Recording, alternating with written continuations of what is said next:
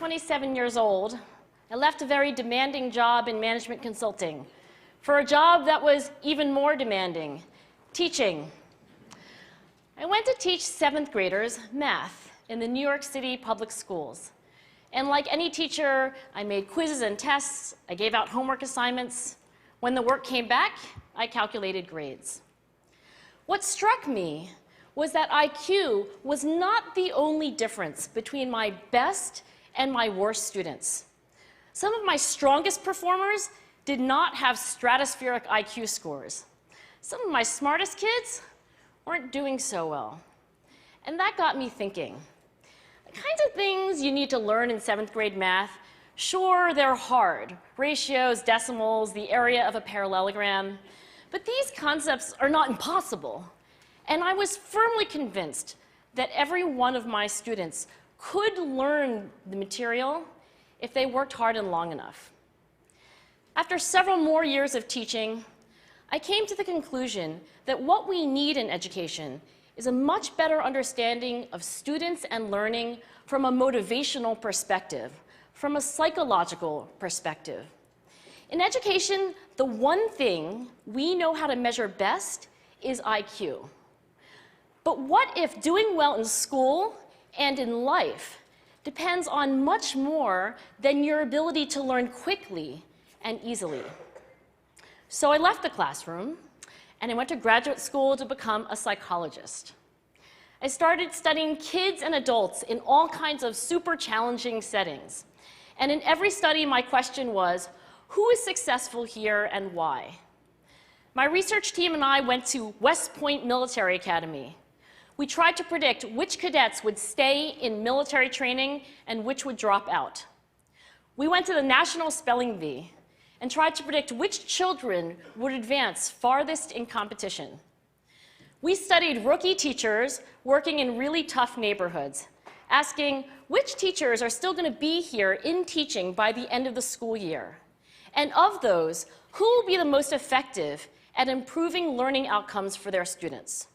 We partnered with private companies asking which of these salespeople is going to keep their jobs and who's going to earn the most money. In all those very different contexts, one characteristic emerged as a significant predictor of success. And it wasn't social intelligence, it wasn't good looks, physical health, and it wasn't IQ. It was grit. Grit is passion and perseverance for very long-term goals. Grit is having stamina. Grit is sticking with your future, day in, day out, not just for the week, not just for the month, but for years, and working really hard to make that future a reality. Grit is living life like it's a marathon, not a sprint. A few years ago, I started studying grit in the Chicago public schools. I asked thousands of high school juniors to take grit questionnaires, and then waited around more than a year to see who would graduate. Turns out that grittier kids were significantly more likely to graduate, even when I matched them on every characteristic I could measure, things like family income, standardized achievement test scores, even how safe kids felt when they were at school. So it's not just at West Point or the National Spelling Bee that grit matters, it's also in school, especially for kids at risk for dropping out.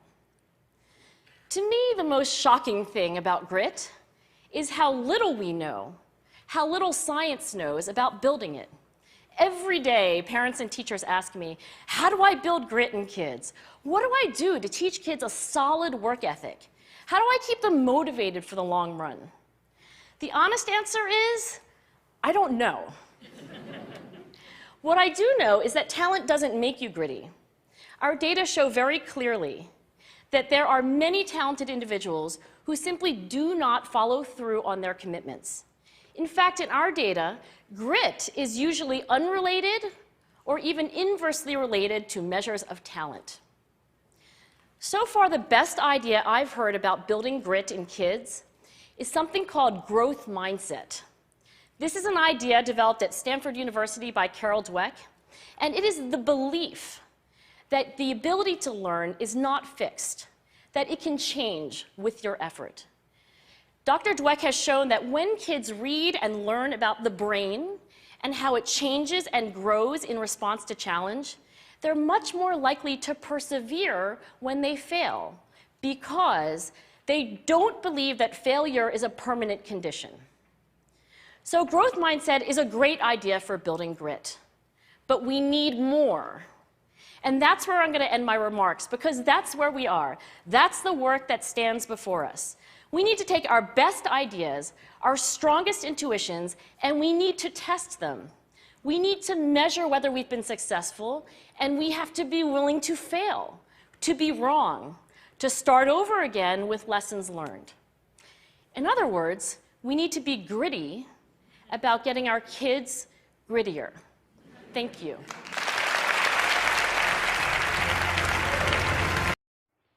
Ketika saya berusia 27 tahun, saya meninggalkan pekerjaan saya yang sangat penuh tuntutan di bidang konsultan manajemen untuk sebuah pekerjaan yang bahkan lebih menuntut, yaitu mengajar. Saya mengajar matematika untuk SMP kelas 7 di sekolah negeri-negeri di New York. Dan seperti guru lainnya, saya membuat kuis dan ujian, saya memberikan PR. Ketika tugas-tugas tersebut dikumpulkan, saya memberikan nilai. Hal yang mengagetkan saya adalah IQ, bukan satu-satunya perbedaan di antara siswa terbaik dan terburuk saya. Beberapa dari mereka yang mendapatkan nilai terbaik tidak mempunyai IQ yang cukup tinggi. Beberapa anak yang merupakan memiliki IQ tinggi tidak begitu berhasil, dan ini membuat saya berpikir, beberapa hal yang perlu kamu pelajari matematika kelas 1 SMP tentu saja sangat sulit, seperti perbandingan, desimal, dan luas jajaran genjang. Tapi konsep-konsep ini bukan tidak mungkin murid saya dapat mempelajari materi tersebut. Dan saya yakin bahwa murid saya bisa mempelajarinya jika mereka belajar cukup keras dan lama. Setelah beberapa tahun saya mengajar, menyimpulkan bahwa yang kita perlukan dalam pendidikan adalah pemahaman yang lebih baik tentang murid dan pembelajaran dan sudut pandang motivasi serta sudut pandang psikologis. Dalam pendidikan, salah satu alat ukur terbaik yang kita ketahui adalah IQ, tetapi bagaimana keberhasilan di sekolah dan di kehidupan tergantung dalam lebih banyak lagi pada hal-hal selain dari kemampuan Anda untuk belajar lebih cepat dan mudah. Jadi, saya meninggalkan kelas dan saya pergi sekolah pascasarjana untuk menjadi seorang psikolog. Saya mulai mempelajari anak-anak dan orang dewasa dari semua jenis latar belakang yang sangat menantang, dan dalam setiap pembelajaran pertanyaan saya adalah siapa yang berhasil di sini, mengapa. Saya dan tim peneliti saya pergi ke Akademi Militer West Point. Kami mencoba meneliti kadet mana yang akan tetap tinggal di pelatihan militer dan siapa yang akan keluar. Kami pergi ke National Spelling Bee dan mencoba memprediksi anak-anak mana yang akan maju terjauh dalam kompetisi. Kami mempelajari guru-guru baru yang bekerja di lingkungan yang benar-benar sulit dan bertanya guru-guru mana yang akan mengajar pada tahun ajaran sekolah dan siapa di antara mereka yang paling efektif dalam meningkatkan hasil pembelajaran bagi siswa mereka, dan siapa yang akan menghasilkan uang paling banyak. Dalam semua konteks yang berbeda itu, sebuah karakteristik muncul sebagai prediksi keberhasilan yang signifikan dan penting, dan hal itu bukanlah kecerdasan sosial, itu bukan penampilan yang menarik, kesehatan fisik, dan bukan juga IQ. Hal itu adalah tekad. Tekad adalah semangat dan ketekunan untuk tujuan-tujuan jangka panjang. Tekad berarti memiliki stamina. Tekad melekat dengan masa depan Anda setiap hari. Bukan hanya 1 minggu, bukan hanya sebulan, tapi untuk bertahun-tahun dan bekerja benar-benar keras untuk membuat masa depan itu menjadi kenyataan. Tekad adalah menjalani hidup seperti sebuah perlindungan lari maraton, bukan lomba lari jarak dekat. beberapa tekad di sekolah negeri di Chicago, saya minta pada ribuan siswa SMP untuk mengisi kuesioner tentang tekad. Untuk melihat siapa yang akan lulus, ternyata anak-anak yang lebih bertekad akan jauh lebih mungkin tidak lulus. Bahkan setiap kali saya mencocokkan mereka dengan karakteristik yang bisa saya ukur, hal-hal seperti pendapatan keluarga, nilai ujian, pencapaian standar, bahkan beberapa rasa aman anak-anak ketika berada di sekolah. Jika tidak hanya di West Point dan National Spelling Bee, tekad itu penting.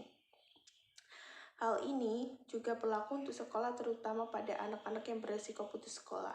Bagi saya, hal penting yang mengejutkan tentang tekad adalah betapa sedikit yang penting ketahui, betapa sedikit ilmu pengetahuan ketahui tentang membangun tekad.